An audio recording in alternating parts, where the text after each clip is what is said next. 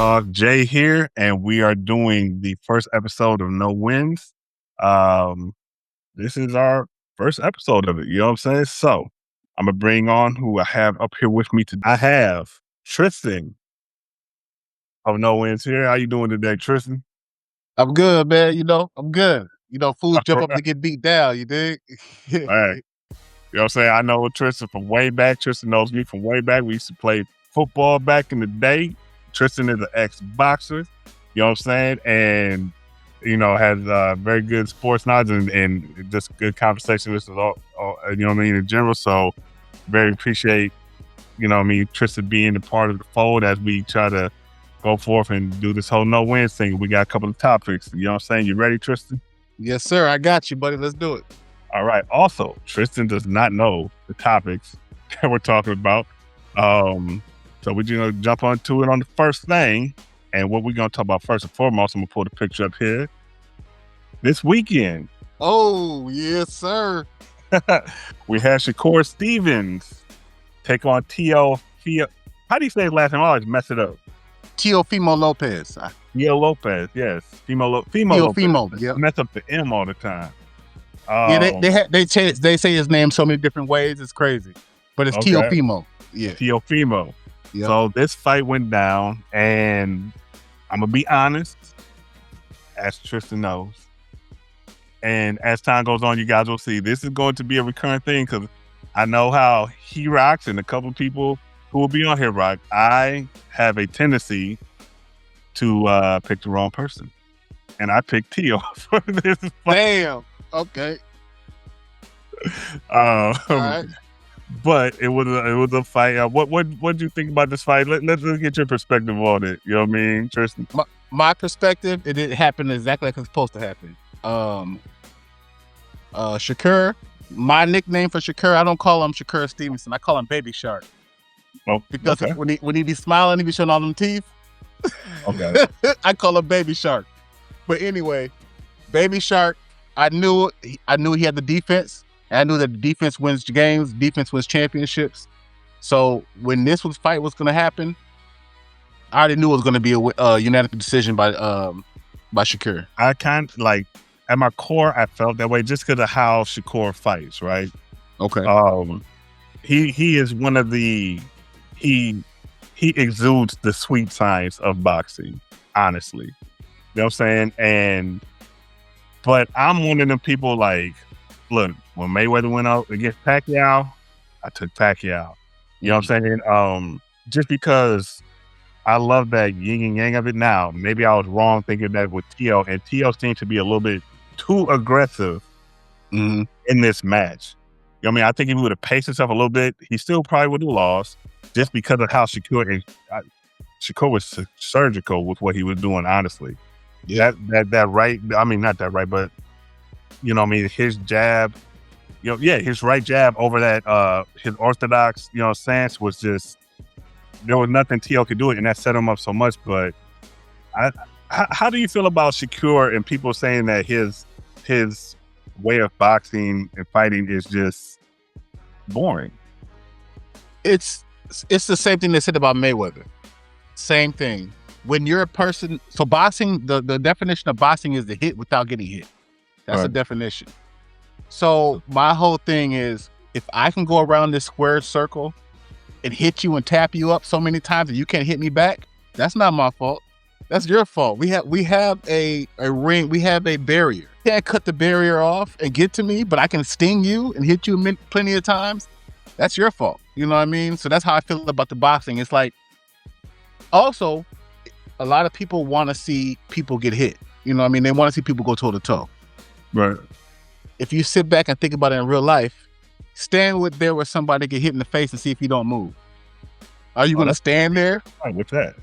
Right. You know what I mean? Are you going to stand there and let him hit you in the face and just keep standing there? Or are you going to move? Are you going to duck? Are you going to cover up? You know what I mean? So that's my whole thing about it. I think that defense wins games. And if you have defense and he can't hit you, you already, it's over with. You got him mentally and you got him physically. You know what I mean? That's my personal opinion. Well, so here's one pushback I'll give on that, because you're absolutely right about the art of boxing, right? Here's the thing, though. Shakur. So you use Mayweather, right? Yeah. Mayweather showed us in his earlier years, but in his latter years, he did it from time to he showed us his offensive prowess. Yeah. He would let them hands go in different fights. There was times where he really had to, and he had boring fights. But then the next fight or a fight after, he let them go. And when he was Pretty Boy Mayweather versus Money Mayweather, he really let them hands go. You know what I'm saying? You got Crawford, kind of fights in that same vein. Them hands will fly. Shakur isn't like that. I honestly, I almost feel like sometimes our way is is Shakur more of a dangerous offensive fighter, or is Haney more of an offensive fighter? Because I don't see neither one of them as they're not entertaining. They don't really let their hands fly like that. That's why, to me, it was such a thing when Garcia dropped Haney, because we understand he was juicing per se, but he let them hands fly and it got to Haney. I wonder what it's like where a surgical person who will let them hands fly goes against Shakur. Let's say if it was a Davis versus Shakur, which really isn't fair because Davis is tactical. But you know what I'm saying? That's my problem with Shakur, because it's he is very good, but I don't want to watch a bunch of boring fights. You know what I'm saying? You know what I'm saying? Okay. It makes sense. It makes sense. I'll say this. So the difference between Haney and Shakur, Haney is offensive minded 100%. Haney comes at you. Okay. But at the same time, Haney has a good chin too. I'm not going to disrespect his chin. He has a good chin. But he's offensive minded. So if you're defensive minded and all that offensive stuff's coming and flying at you, but it's not landing, and I can counterpunch you all night, it's going to be a boring night for people who's watching it, but for people who actually focus on the boxing part of it, it's a beautiful night, because he's picking you apart. He's being over aggressive. He's shooting wild shots. Shakur Stevenson takes his time on picking his shots. So his shots make sense. His shots land, his shots cause, I'll say his shots cause pause. And what I mean by pause is you can throw a combination and Shakur will do defense, block, all that stuff, but then he'll catch you with that one counter and you'll completely stop. Okay. You know what I mean? And that's one of the reasons why I say defense is the main thing. So that goes with Devin Haney. That goes with let me change it up real quick. I also want to talk about him letting his hands go. Okay. So Mayweather had fragile hands. His hands was real fragile. So he had to make sure that he picked his shots. He couldn't sit there and throw punches like he used to when he was young, because his hands broke all the time. Right. You know what I mean? The difference between that and Shakur's hands do hurt because he had some hand problems. But at the same time, his hands aren't as brutal as Mayweather's right now. So that's why you see him staying in the pocket recently and tagging these dudes out and stinging them. You know what I mean? Busting up Teofimo, busting up Zepeda.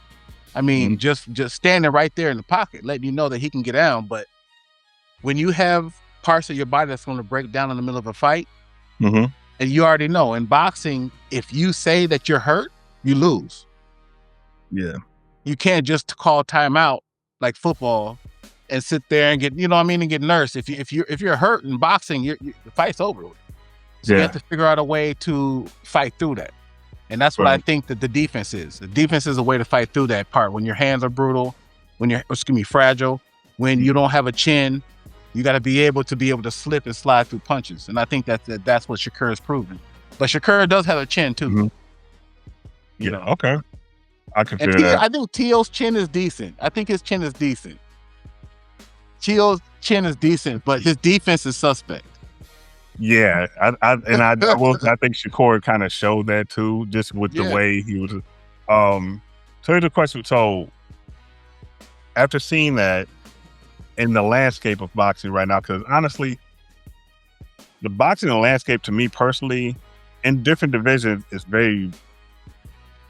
it's weird. It's in a spot to where I feel like boxing was ascending, and it's kind of, I feel like it's at a point where it can either get stagnant, especially with like Davis going through what he's going through, you know what I mean? Like in different divisions, like who do you think would be a good a good person to challenge Shakur, or for Shakur to challenge at this point. Okay, I think Shakur and Conor Ben will be decent, but honestly I think Shakur's defense will destroy Conor Ben, just because when he fought Eubank, and Eubank's defense and all that, Eubank's really good at his offense. His defense is not like that. And if Eubank can win the fight, I think Shakur will dominate Conor Ben. Easy. Okay. I would like to see not Conor Ben, but I would like to see Stevenson fight. Man, that's a good question. I would like to see I would like see him step up again. Okay. I would like to see him against Pitbull if they can make that weight, catch weight. That's a good one. That would be interesting. That's a good just because one. Pitbull has that pressure. Yeah. And then other than that, I would like to see him go up. If he can keep moving up and get multiple divisions, it would be sweet. But I would like to see him with Pitbull. I think that would be good. I think that would be good too. That would be a very good fight, I think, honestly. But him and Devin Haney would be good too, though. Would be really honestly, I think that would be good too. And I would just like to see them clash in general. You know what I'm saying? Like that would be dope too. Yeah. I know he did say if he went up, he would definitely have that rehydration clause in there. You know, with him coming up and whatnot. So I think he just said that after the TO fight, that if he does go up, I forgot who he said against, but he's like, I'm gonna definitely enforce that rehydration clause. How do you feel about that clause? Also, the rehydration clause. Waiver thing yeah. I think it matters. I mean, I get that some fighters weigh way more than what they fight at. And then they go ahead and when you're talking about rehydration clause, you're talking about them being able to rehydrate, or you're talking about them not being able to rehydrate? Not being able to. So he was saying, like, if I walk around at, what did he say, like 147 or something? But he said he would do it within like a 10-pound range.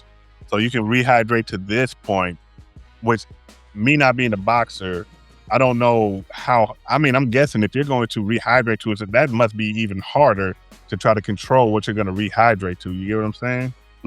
Yeah. So exactly, I think that adds an extra complication into it. You know what I mean? Absolutely. Because some dudes fight 20, 30 pounds above what they naturally walk around at.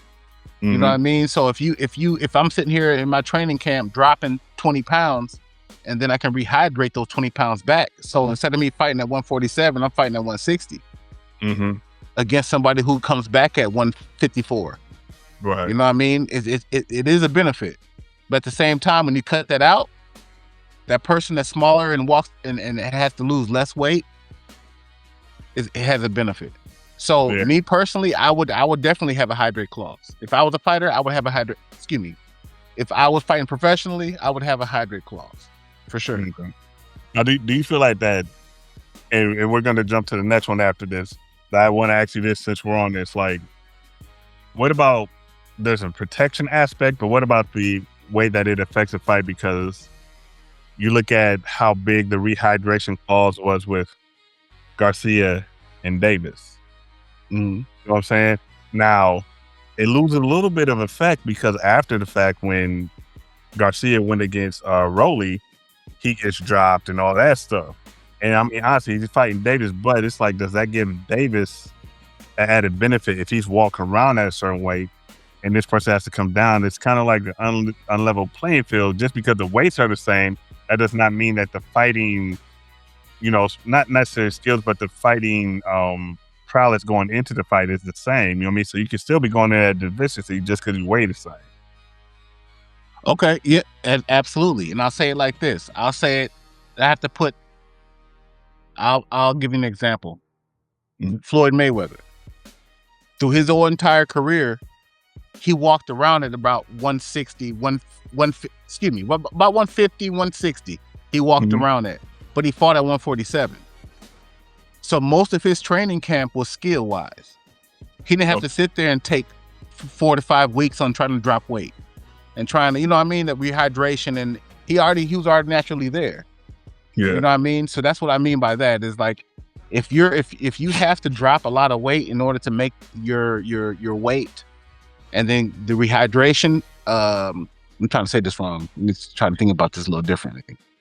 If you weigh a certain weight and you walk around at that weight, but you also have to drop a lot of weight in order to fight, I think that's going to cause a problem, because if you give a rehydration clause, you know what I mean? You're not walking around at that weight. Okay, that's something that's off.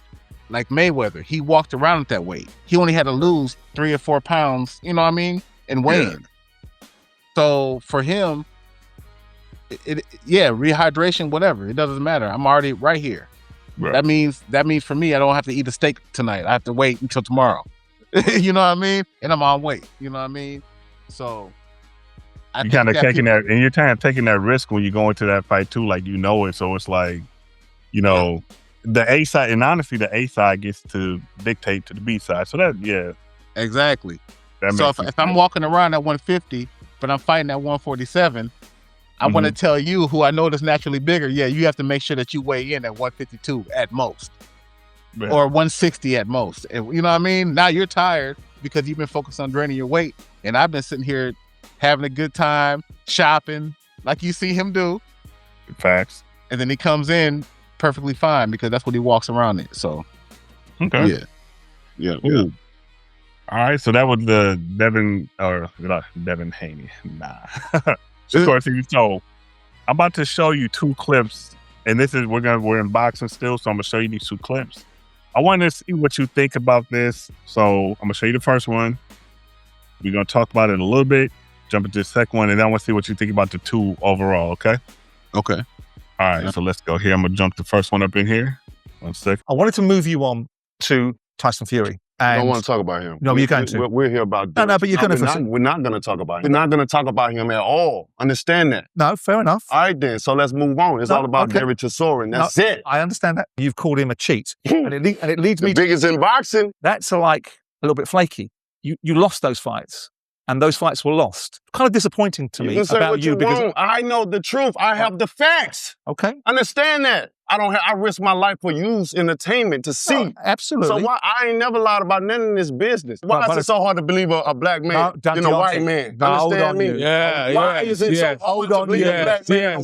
Why you don't believe me? First and foremost, it's got nothing to do with color. No, it does. This whole country got some. This whole country got some race. You think your life has been like mine? Listen, you got white privilege, brother. Oh, don't start. I ain't never had that. Don't start. I'm a black man with dark skin. Ain't nothing ever been given to me. We done been through so much. So much. You wanted to move on, right? So try to give you a vision, a little insight of what we go through as black people, man. I got it. You don't get it. Well, okay. None of y'all get it. Where do you want me to go? Y'all don't get it. That's the problem. You think you get what you don't understand. Okay. Why is it so hard? Man, let me get the out of here, bro. I'm out of here. I'm out of here. Talking about my peoples and all that shit. It's hard to believe a black man than a white man. The cheated. Tell him to sue me so I can show the facts early. Because when the documentary and everything, the story come out, I'm going to show everything. Fantastic. I'm going to get all the people that all the people that's in the inside. He got people that the inside of him. What? I don't about that. I said we didn't want to bring him up in the first place. It ain't got shit to do with him. Fair enough. The f you talking about? Yeah, man. Man, I'm out too. All right. So that was the first clip. So I'm asking what you think about that in relation to our play after that. So that's interesting. I never saw that clip before, so I don't necessarily know why. Okay, I guess he's getting mad because he's talking about Fury, which I get it. You know, you lost to Fury, but you're fighting somebody else. You're fighting Chisora right now. So why would you bring up Fury in the first place? But the response, which I haven't seen, was I don't understand what the question was that make him bring up Fury. So what happened was he had him there talking about the fight he has coming up. And what he said was, he's like, when you came before, I wasn't here.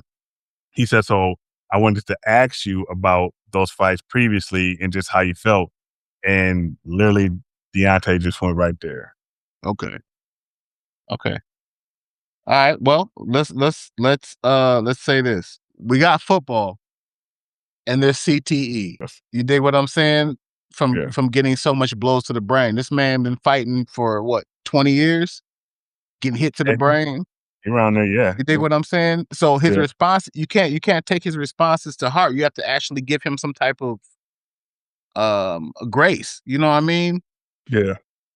And that's basically what that was. Now, there's also something that went with that. There's other underlining regarding him and Fury. Now, keep in mind when they was fighting, Fury talked a lot of shit, and we all know Fury. I don't like necessarily Fury. I don't like him personally. Oh, you ain't gonna like this next clip, probably. I don't like Fury. I do not like Fury, but at the same time, I respect him as a fighter. Okay.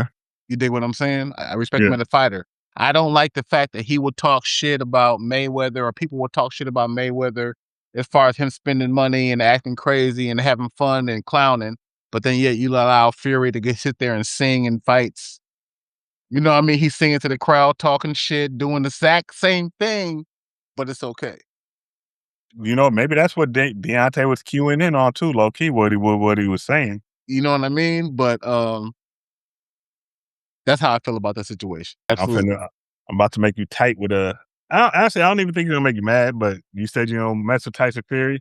We're gonna dive into that on another episode. All right, let me about to pull up this clip real quick, Tyson Fury, and I'm gonna see what you think about the two things together, okay?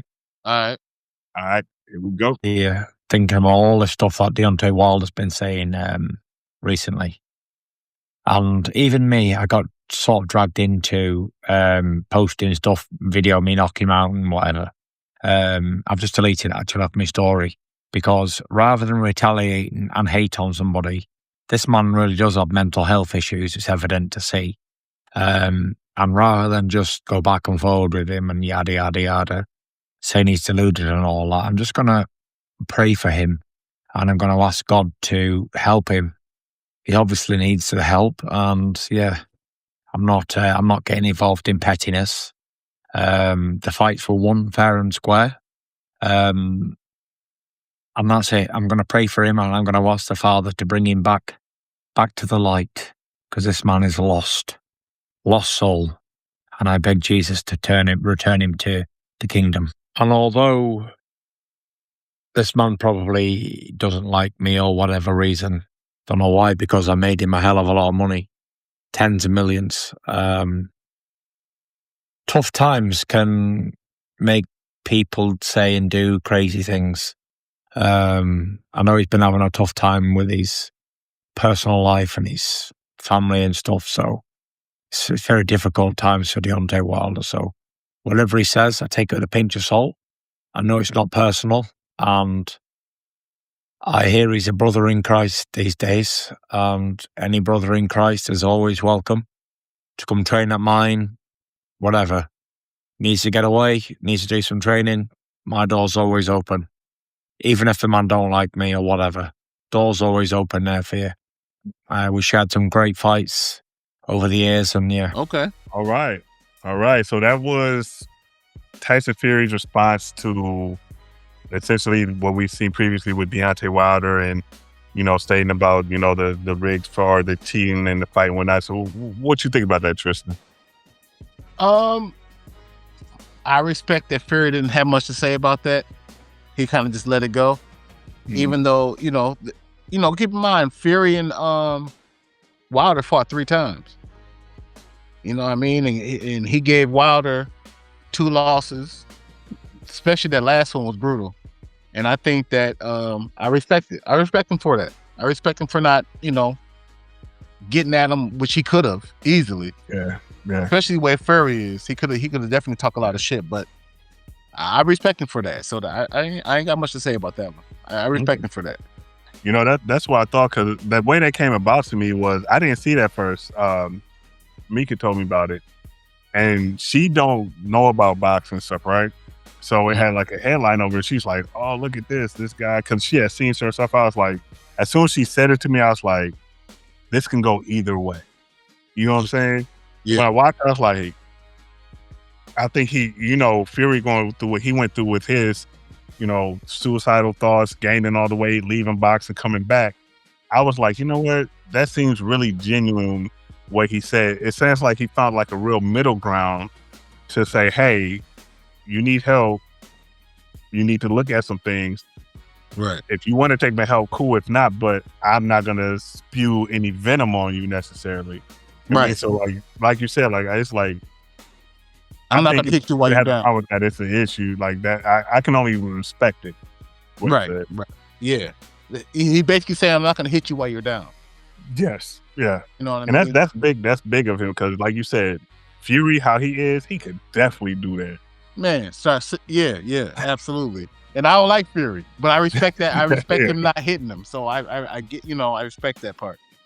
I mean, it's a question. How do you feel about their trilogy, which I think is one of the, outside of the outcomes, just the way those fights went, that's one of the best trilogies in boxing.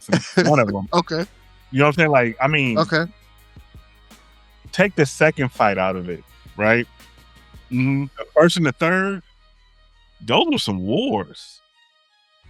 So let me talk about that. My personal opinion. Okay. First and foremost, Wilder cannot box for shit. For shit. Absolutely not. So every time he got out there in the ring with Fury, my heart was pounding. You know what I'm saying? Because I was like, this dude cannot box at all. He just has the what's the word? He has the. You said what? One-hitter quitter. The one-hitter quitter. He has the even plane. He has the whatever they call it. The equalizer. There it is. He had the equalizer.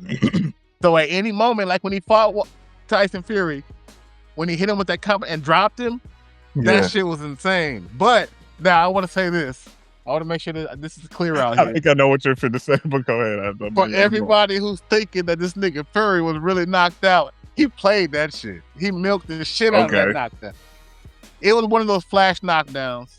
That's what it was. Do you know what? I always thought that, but and I told Mika this today because I showed it to her again. I was like, it wasn't, from when you see it, you're like, why did he drop like that? But then people after there, like, we seen his eyes roll. So I'm like, okay. You know what I mean?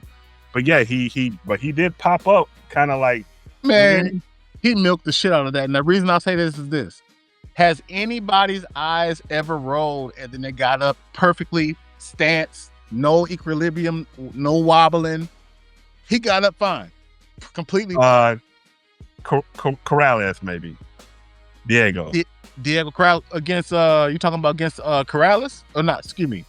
Corrales versus who? Castillo. Wasn't that Castillo? Yeah, but they had that, but I don't remember him getting up perfectly fine though. If he was really hurt though, is what I'm saying. Because Tyson Fury was saying that he was knocked out. Equilibrium would have been off. Yeah, Tyson Fury said he was asleep and then he woke up and just got up. Like, nah. You know what I mean? Yeah, that makes sense, yeah. If you're really you don't come hurt, out of days like that. Yeah. That's, you know what I mean? I only seen that in one thing, and that was in the Tom Cruise movie when Tom Cruise got killed and they brought the nigga back to life, and he got up and got into a car and started driving 80 miles an hour. They was like, should you be really driving right now? Like, you know what I'm saying? Yeah. Like, you was just dead. But like, really, if you can get knocked out, ain't no reason you're going to get popped right up and be completely fine to have a full conversation. You're going to be a little dazed. That's true. So that's why when I see that knockdown, don't get me wrong. I think he knocked him down for real. I think it was a flash knockdown. I think he knocked him down. Mm-hmm. But he milked the story. Yeah, he milked the story. Okay. You know what I mean? Saying he didn't see. He's like, I'm gonna take as close to this 8 count that I can pop up. You know what I'm saying? Because the one thing that Deontay Wilder had over a lot of, I would say there's only a few heavyweights that athleticism. Okay. Deontay has that just because of his build. He's lighter. You know what I mean? But I mean, that didn't play well for him against Parker either. You know what I'm saying? But that could have been something else because he was just coming off that loss. You know what I mean? So, well, and that's also Wilder fighting the elite of the elite.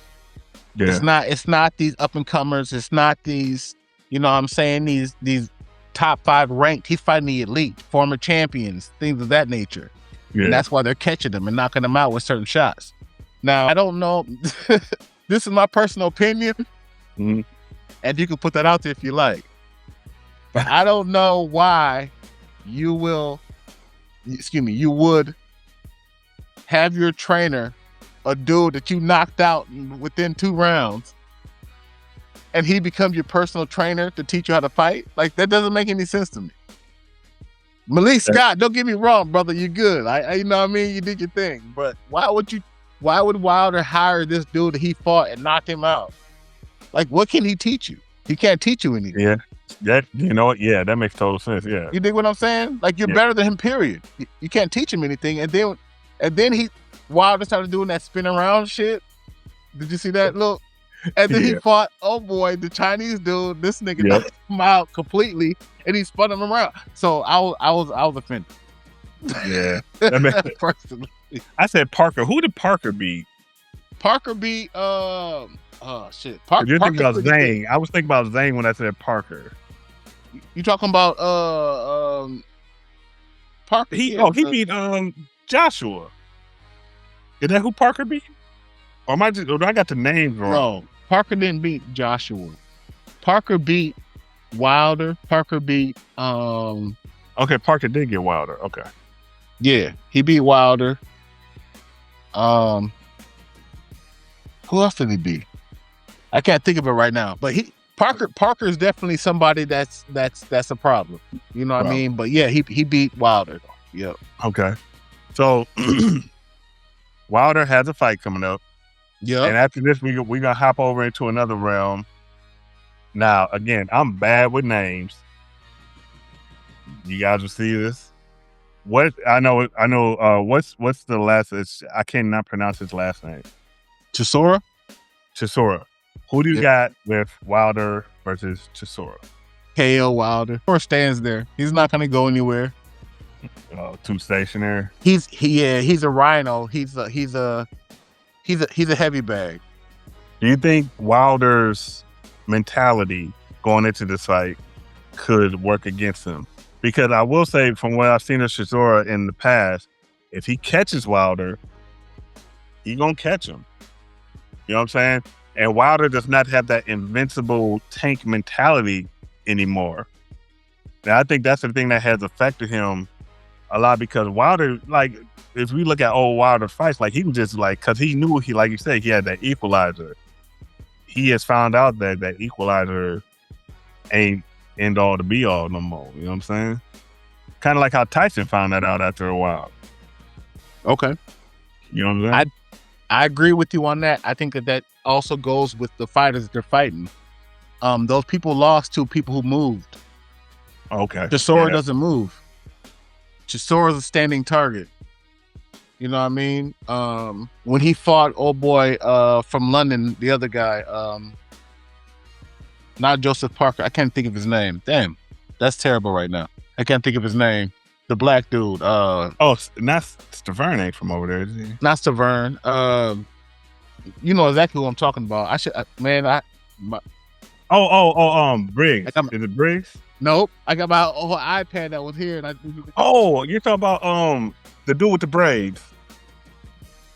No, he didn't have no braids. From London. Hayes? Nope. It wasn't Hayes? Hold on. You know what I'm talking about. Hold on. I should have had this loaded up already so that we wouldn't have had this pause. Oh, no. That's what editing's for, bro. You good. All right, hold on. Black dude, man. I think you're talking about David Hayes, man. Side note, overrated and wasted talent at the same time in David Hayes, but yeah. I'm happy that David Hayes beat that 7-foot dude that was all hairy and shit. Oh, yeah. About that. You know what? I always knew he was trash. Yeah. He just had height. He was like the dude in Creed. He had right. He had a big ass face too, which is crazy. Yep. Okay, let me see. Damn, what's nigga at, man? It's sad I forget his name. That's just because I've been sipping a little bit. That's the only reason I forget. Hey, same here. We good. Let me see. Damn. But I forget where I was going with that. You were saying that you felt like they're moving around and whatnot. Yeah. So. Pulev. No. Pulev? Not No. No, Pulev's not black. No, he ain't big. Oh, it's a black dude. Yeah, it's a black dude. I'm about to pull up right now. The fuck? Nope, that's not it. Struggling. But what I'm saying is, he can't handle boxers that move. Okay. Yeah. Is what I'm saying. So I think that since Wilder can move a little bit, even though he can't box for shit, I think that he's gonna be able to land that haymaker, or not that haymaker, but that equalizer, that one hit equalizer. Yeah. Yep. He gonna land it. And you know, honestly, I think Wilder probably needs that at this point, honestly. And because I still want to see him and Joshua. Joshua gonna beat the hell out of Wilder.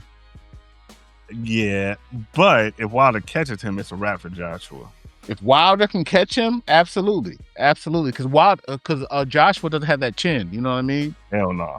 They've already proven it multiple times, but at the same time, though, Joshua's not going to stand there, and Joshua can box. Well, he got cracked. I mean, and now we know it's rigged, but he got cracked by Jake Paul. He did get cracked by him. We seen him get caught by Jake Paul. Now, training different, not taking that seriously, but he got caught at the end of the day. You know what I'm saying? Yeah, he did. So, Joseph Parker. No, excuse me. No. Excuse me. Dylan White is what I'm talking about. Okay. Dylan White. Dylan White is the person I was talking about who was able to whoop Chisora's ass by movement. Okay. And even though Chisora was able to get that win off of him too, he was able to come right back and just kind of move a little bit and get that win. But yeah, that win. Okay. I think that him against Wilder, I think Chisora's going to stand right there in his way, and Wilder's going to hit him with that bomb. Because keep in mind, Chisora already knows this is his last fight. He already knows. He already said it. Right. So he's not really going to give it that go, because that means if you give it that go and you win, that means you have another fight. He ain't trying to do that shit. He done. He already said it. He done. If he get hit good one time, he done. He time out. I'll take my $8 million and sit my ass down. You dig what I'm saying? Yeah. I mean, shit, keep your faculties about you. That makes sense. Okay. Absolutely. I mean, it ain't like you're the greatest. So why try to? Shit, far from it. Right. So why try to take that damage when you can just get that check and just sit down? That's a fact. That is a fact. All right. So what we're going to do, so the next two topics are going to be a couple of light topics. You know what I'm saying? All right. So we're going to transition from boxing over to basketball right quick. So I'm going to just pull this picture up here.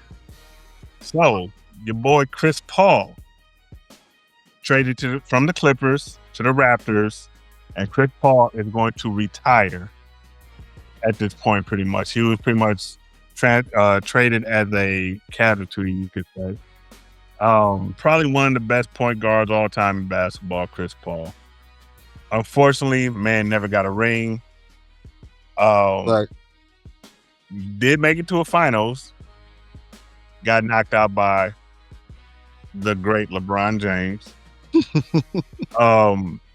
But I do want to give this man his flowers, give him his roses, give him his salutes. I think Chris Paul is a great point guard, top 5, depending on how you look at it, all time. Okay. And I pretty much just wanted to bring this up just because, you know, I feel like he kind of had like this I feel like he had a Charles Barkley type career. Got there, didn't get it done. And just wanted to bring that up. See what you think about him getting traded to the Raptors from the Clippers. And, you know, him pretty much saying this is a wrap for him after all these years, you know what I'm saying? And I know from our era, we know him from the Hornets before the Clippers, like when it was Chris Paul before he got to Lob City, you know what I'm saying? Right. Hey man, my personal opinion about Chris Paul is it's just like when they had Mike. Patrick Ewing never got a ring. You know what I mean? Sean Kemp never got a ring. Yeah. Gary Payton never got a ring just because. Payton got one though. Okay. You're right. Because of LeBron, but yeah, lady. Right. But you dig what I'm saying? Yeah. Like they never got. It's one of those to where against Jordan, they didn't get it. So I think it's one of those where against LeBron, certain star players that we recognize, they just didn't get it. Yeah. That's just unfortunate. You know what I mean? That's just what it is. Yeah. And not only that, but keep in mind that when LeBron played, he didn't. When he played, he's still playing. But the way LeBron did it is he left multiple teams and went to different teams. So certain people, you know what I mean, it wasn't just one conference. It was other conferences that had to take the defeat. So I think that's what that basically was. Is like he's one of the greatest of all time. One of the greatest of all time. But unfortunately, LeBron was around, man, and he didn't get it. Yeah, I agree. And you know what? It's very fitting that you said that the way you said it, to the point where I'm gonna take out a whole section of what I want to talk about, because one of our, people who will be on here with us in this, in our no-win sector here, Devar and David. But this is mainly for David, because actually me and David had an entire argument about this, and I want to bring this up. And then I hit the wrong. Yeah. So. Oh shit! No. Me and David had an argument about this. There's no argument. Tell me what you think when you see this picture. I see Kobe telling LeBron, man, step your game up. So this picture is a little bit deceiving because it has them both in the Lakers, and as we know, Kobe wasn't playing whilst LeBron was in the Lakers. He was alive for like the first year. Rest in peace, Kobe Bean Bryant. I told David that, hey, all time, I have LeBron above Kobe. Oh, shit. He's not above Jordan, but in totality, he's above Kobe. As far as... What the hell, nigga? I know, but there's a couple of factors into that, right? Okay. So I'm not going to say my point. I just said my stance. I'm going to ask you your point because, like I said, this is going to lend into, hopefully our next episode of No Wins. But what do you think on that picture right there, man? Okay. Can you pull it up for me again? Yeah, absolutely. Yeah, talking about LeBron and Kobe and eat some burnt some burnt fish. So look, what I see about this is the first and foremost, Kobe's over LeBron. The reason I say that is this: Kobe got to a team, never left the team, never chased going having to get all-star players here and all-star players there. He stayed loyal to his squad. I know you got that on you somewhere. Okay, yeah, right there. I know you do. Real niggas got loyalty on them. Fact. So he was loyal to his team and he stayed there. Regardless of who they brought, he stayed there, he performed, and he did his thing to make sure his team won. And he even got more rings than LeBron by staying with his squad. And I think that right there, that shows leadership, and that's one of the reasons why he's above LeBron. That personally. Jordan did the same thing. He never left. He stayed right there. I'm here with my team. I'm here with my city. You know what I mean? And whatever happens. We're going to ride together. And that's what he did. LeBron's quick to leave. You know what I mean? LeBron's quick to get back on the ass and go ahead to another team.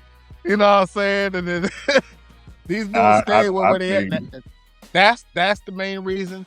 No, there's two reasons. Not only is that that's the main reason, but the second reason is, come on, LeBron's been in the game longer than any other player in the NBA history. Facts. So, I mean, he's gonna break records. I mean, he's been in there forever. Imagine if Jordan did 21 seasons. Right. Well, Kobe played what, 20? Kobe did 20. Kobe did 20. But he had injury riddled seasons also. Okay, and then Jordan did only 15. Yeah. Jordan only did 15. So it has and one of those seasons was split. He did 2 half seasons. Right. He did the three-peat. No, excuse me. He did 3 championships. Left, played baseball, came back and hit another 3. Yep. So left again and came back and did a year and a half.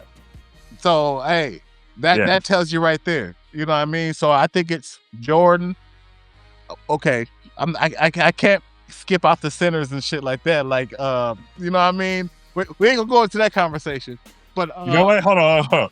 Let's pause it here. This is gonna be an episode for later because I got we gonna have some smoke on this one. Okay. Yes. Okay. But I definitely do give it to Jordan, LeBron, or excuse me, Jordan, Kobe, and LeBron. Okay. As far as scores go. Yes, absolutely. People gonna take that whole LeBron being the biggest scorer of all time. Nah, there's levels to it. There's levels to it. There's 6 whole years that Jordan could have been still playing. You know what I mean? So yeah. Nice. Okay. All right. So y'all know that's coming up. That's coming up. That whole conversation. Absolutely. All right, so let's get into the last thing. You know what I mean? That we're gonna talk about. This is irritating. All right. Let's get last thing we're gonna talk about is we got the Super Bowl Sunday, and we have the Seahawks versus the Patriots in the Super Bowl this year. What are your thoughts on the Super Bowl this year? And before you start, let me just say, I don't care about the Super Bowl this year. Okay. Only because sports in general be a little watered down in certain sectors, but I respect these men and what they did to get to this point. You know what I'm saying? Mm-hmm.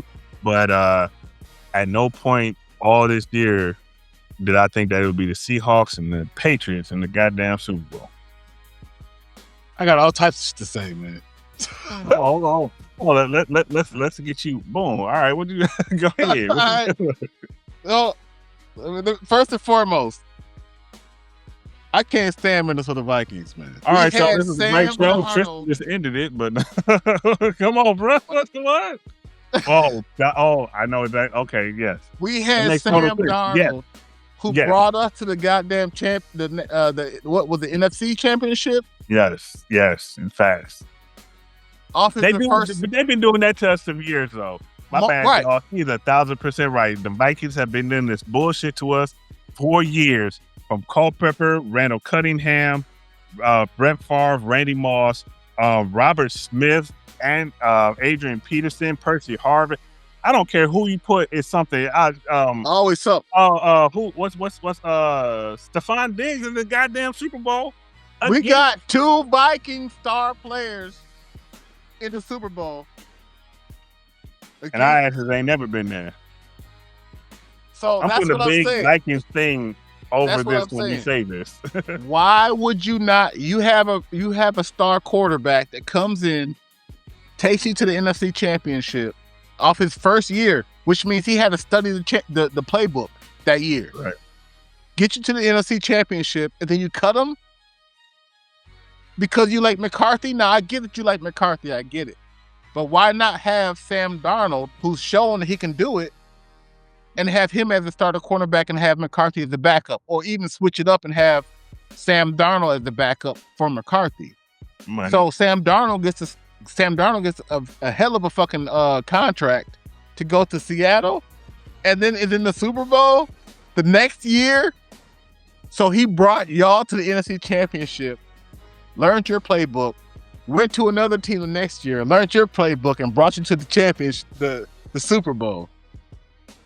I'm pissed off about that. Not only that, the Vikings had Diggs, who got the fucking catch, who brought y'all to, and then y'all trade him, and now he's a star receiver in the Super Bowl.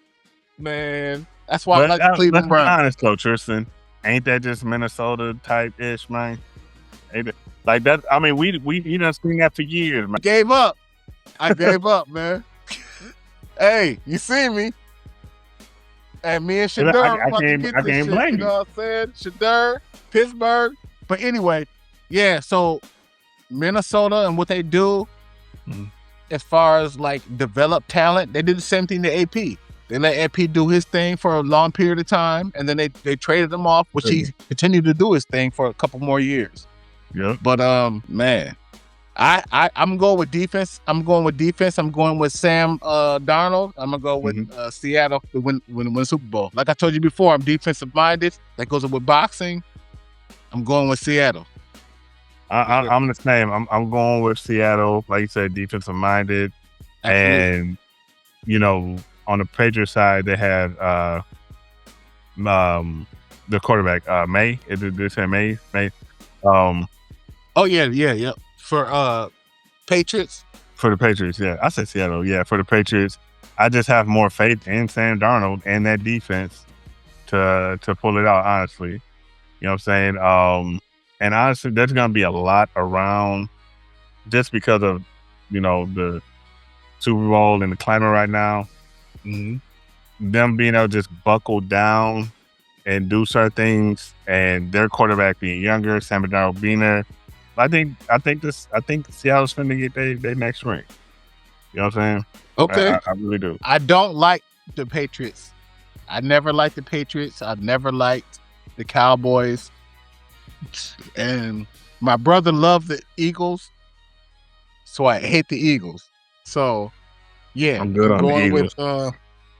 You said what? I'm good on the Eagles. I was born in Dallas, Texas, so even though I have to rock with the Cowboys and Minnesota. Those are my two teams that I barely watch, but the Eagles, I'm good.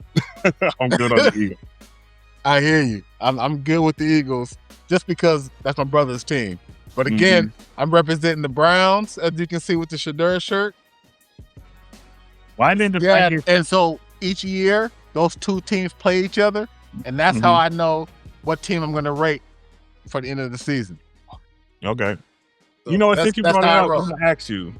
Since you brought it up, how do you feel about how Shadur's year went, right? And now that Stevenson is out of there, and they got I can't remember the coach's name because this is an impromptu question, but from the Ravens who overseen Lamar Jackson, but he wanted to work with Shador all them years. Do you think that's a step forward for Shador going into next year? Because at the end of the day, no matter who wants to deny it, Shador did do things positive for that franchise and them going forward. You know what I'm saying? And they can build off of that. You know what I'm saying? They got the Defensive Player of the Year.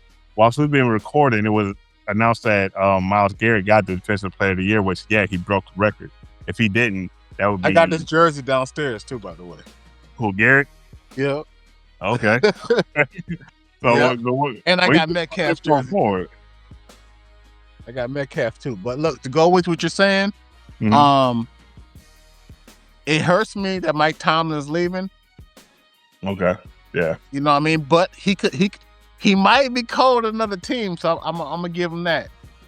But I think that it was good that Shador did a good job. He never got a chance to practice with the starting team. He was always a backup, so he never even had a chance to throw with the top receivers. Right. I don't know what the fuck Metcalf was on trying to punch a goddamn fan. This dumbass nigga with the... Come on, bro. There's cameras everywhere. Why are you trying to ask when we needed you the most? You know what I'm saying? But anyway, that's part of it too. But I think that Shador did his thing, being able to come from the third string, you know what I mean? Not even get a chance to practice with the starting team and still did his thing. He had what? He was what? I think he did 3 or 4. Yeah, I think they won 3 games out of 4. Yep. Yeah. He beat Aaron Rodgers. He beat old boy from the Bengals, the quarterback. Barrows, yep. Yeah, he beat both of them. You know what I mean? Had a running touchdown. He broke a record with that. And put up some good stats too during that time. Yeah. But as a rookie, not even practicing with the starting squad. So I think he did a good job. I think that he has a good possibility to last in the league. I honestly think that the Browns need to go ahead and just call on Deion and have Deion come from Colorado and coach the Browns. And let's get this championship. You dig what I'm saying? do you think Deion's ready for the NFL? Sanders? Absolutely. Easy. Easy. Honestly, I'm gonna be honest with you. I think I would like to see Deion be an NFL coach. I don't want him coaching Shador. Only reason is because that just gives the media something to cue on to any little imperfection for them to use against Shador or Deion, or try to use nepotism, which we know that's a thing in general, but to use it against them, I think they need to flourish on their own. Maybe Deion come in and maybe coach like Jacksonville for a few years. And maybe they find a way for him and Shador to reconvene later, but right away, I think that would be a cause for, issues, because we know what Shador went through even trying to get in the league. I mean, let's be honest, this man was a 5th round pick. He probably should have been first at the latest second. Latest second. Absolutely. You're 100% right on that. I agree with you on that, Floyd. You're right. You know what I'm saying? So, 100%. But so you're running with the Seahawks for the Super Bowl? I'm running with the Seahawks for the Super Bowl. I think I see 2 picks from Seattle. Okay. 2 picks. I ain't gonna say one of them's taken for 6, but I see 2 picks though. I think that defense is it's smothering, man. It's smothering. Okay. Them cats is LES back in the day, baby. You know what I'm saying? You run to the ball. You know what I mean?